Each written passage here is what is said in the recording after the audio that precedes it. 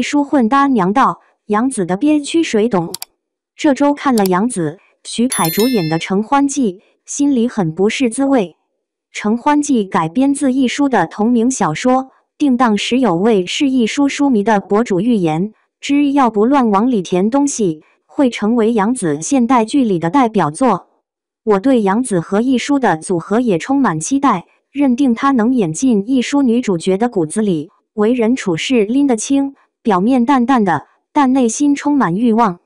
因为杨紫是个没有偶像包袱的女演员，《欢乐颂》五美里，邱莹莹最单纯，但杨紫把她演得很多面，尖锐的、钝感的、明媚的、有灰度的，成为杨紫迄今为止最有深度的角色。然而，还是预判错了。杨紫按偶像剧套路，把麦承欢演成了个身上挑不出半点毛病的圣母小白花，简单而无趣。承欢记开场，麦承欢和许凯饰演的男主角姚志明一见面就起冲突。姚志明是霸总人设，从国外总公司空降到麦承欢工作的酒店，第一天上班就把麦承欢给开了。因为他目睹了麦承欢同事把一个不合标准的蛋糕放在商务会谈桌上，被问责时却甩锅到麦承欢身上。蛋糕的确是麦承欢做的，是他打算下班带给男朋友辛嘉亮的，但面对上司的责问，麦承欢没有解释，主动认错。洞若观火的姚志明是讲求效率的直球男，不主持公道，还很厌弃麦承欢这种烂好人。开除他时明明白白的讲，在职场上不懂得自保的人不值得同情，既然你想当烂好人，我成全你。这事麦承欢不了了之，一句抱怨都没有。可被男友辛嘉亮在原则性问题上欺骗，他也只生了下气，哄一哄就好了。辛嘉亮是家里有厂子的富二代，辛家人背后奚落麦承欢是弄堂公主，要儿子装穷和他交往。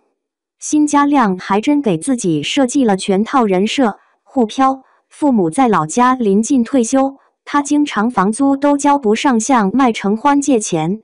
恋爱3年，麦承欢把自己变成了辛嘉亮半个妈，从生活到工作都替他张罗着，从买鞋到租房，从做饭到做方案，辛嘉亮的穷小子戏码越演越舒坦。骗局被戳穿后，麦承欢也就气了几个小时吧。辛嘉亮解释是爸妈担心他受骗，居然麦承欢表示理解，还提出和辛嘉亮和好的条件是以后两人不依赖父母。这场戏杨紫演出了妈妈给儿子讲人生大道理的既视感。这部剧到这儿已经和一书没多大关系了。琼瑶有部小说叫《雀上心头》，女主角是董事长秘书，发现男友的真实身份是董事长小儿子。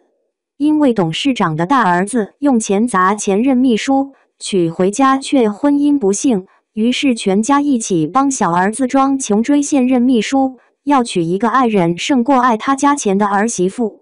知道真相的女主角愤恨分手，因为这种欺骗不仅仅是人格侮辱，更包含着种种不信任。缺乏信任的婚姻是没有根基的。恋爱脑如琼瑶女主角，都是到全书结局时才原谅了男友。独美洒脱的一书女郎怎么能如此轻易地说出我了解你的担忧？太圣母了吧！辛嘉亮装穷是编剧臆造的，一书可没写过这种狗血情节。小说里，辛嘉义早就知道麦承欢的实际情况，并没有因两家财力悬殊而看低了他。结婚前还送了婚房和全套家具，麦承欢也欣然接受，没说不过分依赖家里这种模棱两可的矫情话。可电视剧里演的是两家人在谈婚论嫁的饭桌上阴阳，差点就要对骂掀桌了，闹到这么难堪，麦承欢也没提出和辛嘉亮分手。小说里，麦承欢临近结婚突然止步，只是出于自身考虑。麦母一定要大办婚礼，而麦承欢和辛嘉亮都想旅行结婚。后来，辛嘉亮很快与麦母谈妥，愿意操办婚礼，麦承欢还是决定将结婚无限期搁置。因为他忽然在结婚这件事上意识到母亲对自己的控制，他必须对母亲的爱有所回报，却也不想委屈自己。麦承欢有句让人印象深刻的话，他对辛嘉亮说：“我当然爱你，可我也爱我母亲，我又最爱我自己。”一点不纠结，理智又清醒。《承欢记》里一书想写的是母女情感羁绊，有点像张爱玲的《金锁记》，但一书舍不得让女主角受磨难。麦承欢在谈婚论嫁的过程中，从母女情感羁绊中走出来了，逐渐意识到母亲在潜意识里混淆了年轻时的自己和女儿，为女儿的婚姻尽力索取，不过是弥补自己过往的遗憾。从我的前半生到《流金岁月承欢记》，接下来还有待播的《玫瑰的故事》，一书忽然成了电视剧热衷改编的作家。不是 IP 不够用了才翻出陈年古早的一书，而是他笔下的女主角和我们这个时代的女性精神相应。别管那么多条条框框，女人首先要爱自己。但一书小说很少改编的令人满意。我的前半生烂尾了，罗子君又装又丽，特别招人嫌。观众得出一致的结论：防火防盗防闺蜜。流金岁月也烂尾了，朱锁锁的情感线混乱。前期开启拼事业不如选男人模式，后面又把和叶谨言的感情圆成了暧昧不清的父女情。到了承欢记，刚开篇就让观众有种魂穿娘道的感觉，不知道编剧是不是古装剧看多了，好多台词都硬生生把人拉回封建社会。麦母对新母炫耀，来家里提亲的人条件好的也不少，提亲难道不是已经有几代人经过自由恋爱结婚的吗？辛家不过是经营一间家具厂，姚志明却说辛家的女人只能在厨房和花园里发光发热。麦承欢的弟弟还称辛家是高门大户，简直吓死个人。反正这剧什么味都有，就是没有一书味。一书是讲了什么格外高深的道理，让编剧、演员都参悟不透？当然不是，我猜不是编剧、演员能力不及，而是不敢。一书女郎无所顾忌爱自己的一面只能留给女配角。不久前，编剧九叶回发了一条长微博，抱怨女性觉醒分明是编剧的创作灾难。很快，这条微博就删除了。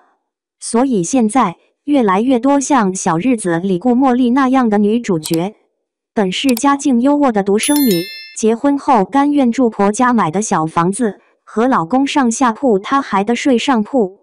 公公给她立封建家规，婆婆把她私生活抖落到单位，同事当面撬她客户。